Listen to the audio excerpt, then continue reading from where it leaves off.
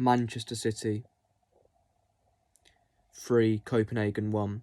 We did what United couldn't, and that is winning Copenhagen. We have taken a big step towards the quarterfinals of the Champions League.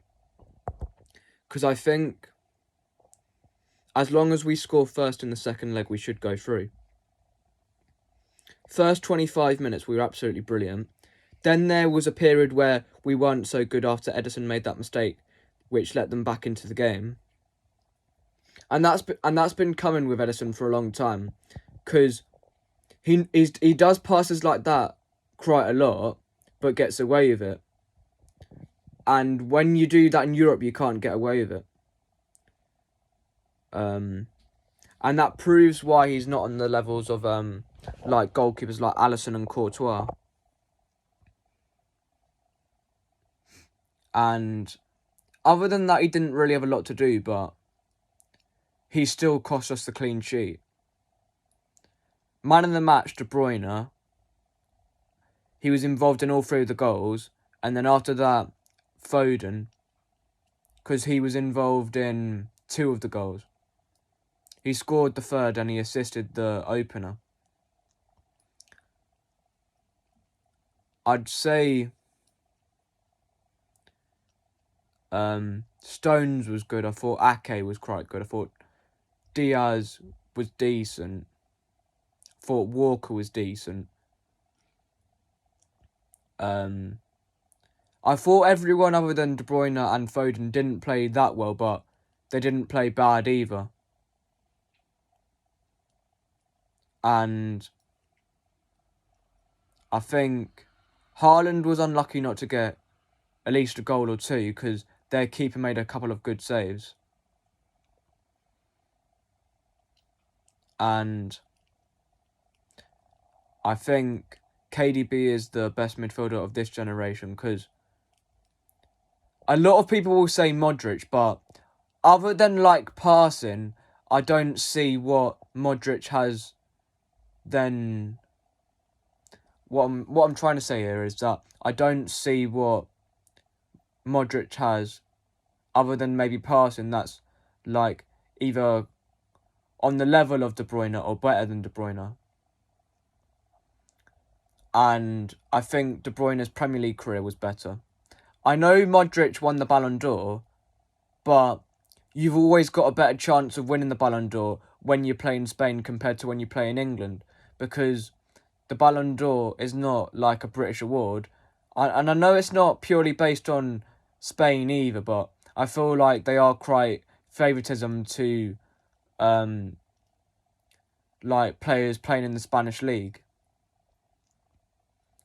And I think De Bruyne doesn't get the credit that he deserves in terms of like as a football legend, because other than maybe like a few players, there's not that many players who've got better stats than him. And I know stats are not everything, but they are the key to you winning and losing a game. And I think De Bruyne deserves more credit, and I think more people need to see him as the best midfielder of this generation.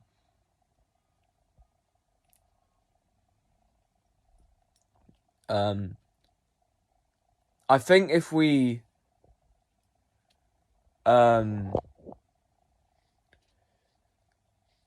another treble or like a double or something, then De Bruyne has a good chance of winning the Ballon d'Or, because since he's come back, we've been a much better team and we've been winning more games, and also the chance creation has been a lot better. We just need to make sure that in the summer we get a good midfielder that plays central, because I think we need to do that, because in case De Bruyne gets in case De Bruyne gets injured again next season like he has this season, then we need to get a player that plays central, because then we might not be as like reliant on him in terms of creating chances. And I thought Nunes and Doku played really well when they came on. Nunes should have scored, I think it was when he had a shot and it was blocked and it was quite close to the goal. The only thing I have with Nunes and Doku is they're good players, but in the final third, their decision making is quite poor. But I feel like as they play for City longer, then they're gonna get better with playing under Pep Guardiola.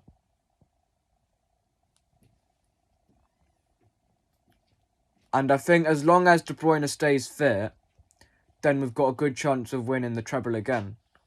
I know Madrid are better than last year, and Bayern are better as well. But I think De Bruyne is going to be the difference maker this season. Because in all the games that he's played, he's made a big impact.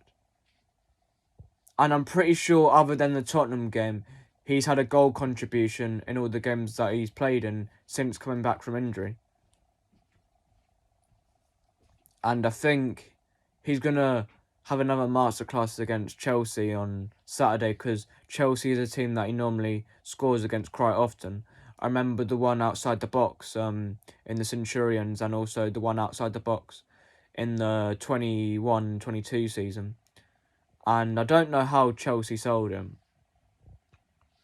That's probably their biggest mistake in football history, in terms of since the Premier League's existed anyway. I know they lost Salah as well, but De Bruyne is a better footballer than Salah. Because I know Salah's a better goal scorer, but Salah's nowhere near De Bruyne in terms of passing and crossing and stuff like that. And if De Bruyne played for Real Madrid or Barcelona, he'd get more credit as well. And he'd probably have a Ballon d'Or now. It's just because he plays for an English club, and he plays for an English club that's hated by everyone, that he won't get the plaudits as a legend, and he probably won't get the individual awards like the Ballon d'Or before he retires anyway. I know some people may say that he doesn't show up for his country, but neither does Ronaldo, really. In particular in the World Cup. He's never scored a knockout goal in the World Cup, so I don't think that really means that much. Obviously, it would be good for him to do well on the world stage, but I don't think there's much he can do when he's passing the ball into Lukaku, who's a shit striker. And I think Foden's been our best player this season. I know Rodri is probably our most important player, but in terms of consistently scoring, Foden has been our best player. And without him, we wouldn't be in the position we are in now as well. Because I know we have been in better positions than we are now, but I feel like in the league, with a game in hand against Brentford, win that, go top of the league. Hopefully get a good opponent in the quarterfinals, not too difficult. But I feel like I don't mind playing the big teams, because against the big teams where the pressure's on, we normally turn up. It's when we play against the sides where we're expected to beat in Europe, like Lyon and stuff, and Spurs, that we've struggled. When we're up against it in Europe, say if we're playing Real Madrid or Bayern, we normally turn up. So bring them on, I say. And I think we're going to win at least 2 trophies this season. The only one that I think we might not win is the FA Cup, because of the quarter-final of the Champions League is close to the semi-final of the FA Cup. And if we play Liverpool or something like that, or maybe a United, then we could struggle because of not playing our strongest lineup. Because I remember when we played Atletico Madrid, where we had loads of injuries, and we got kicked all over the park in terms of how violent their players were.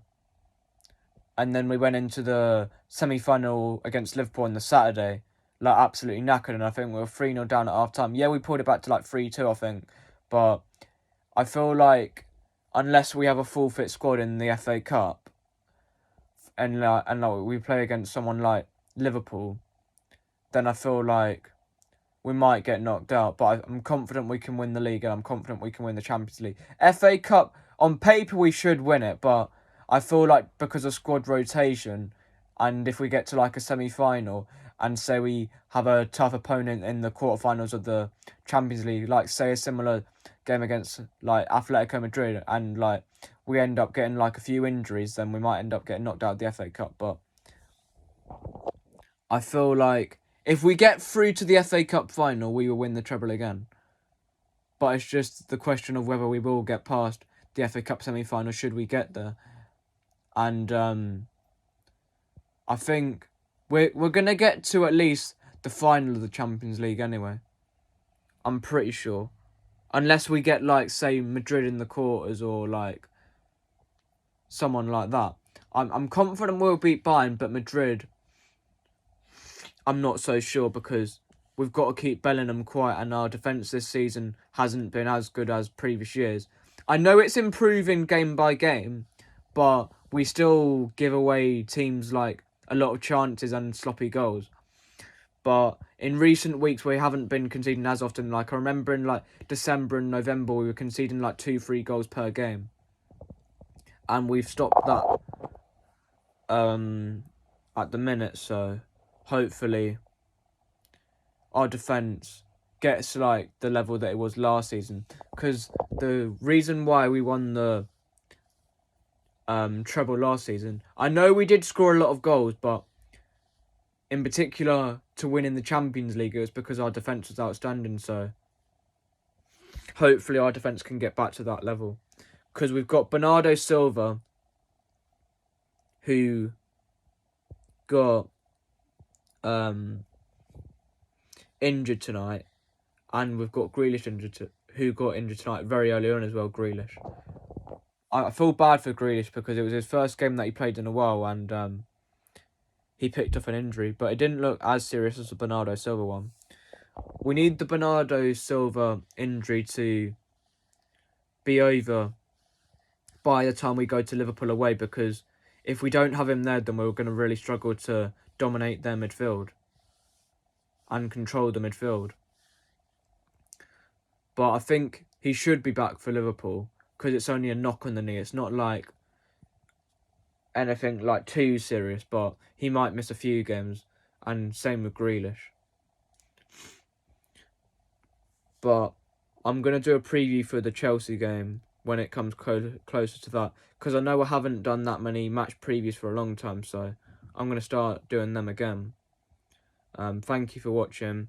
We're getting close to 300 subscribers, so if I could get to that, I'd massively appreciate it. And like the video as well, and also share the video around so more people can watch it, because you don't have to be a City fan to watch this channel. You just have to like football to like the channel, because if you don't like football, then you probably won't like it, but you can see if you like it even if you don't like football. I'll see you guys in the next one. Go on, City! Also, that Bernardo Silva goal was a beauty.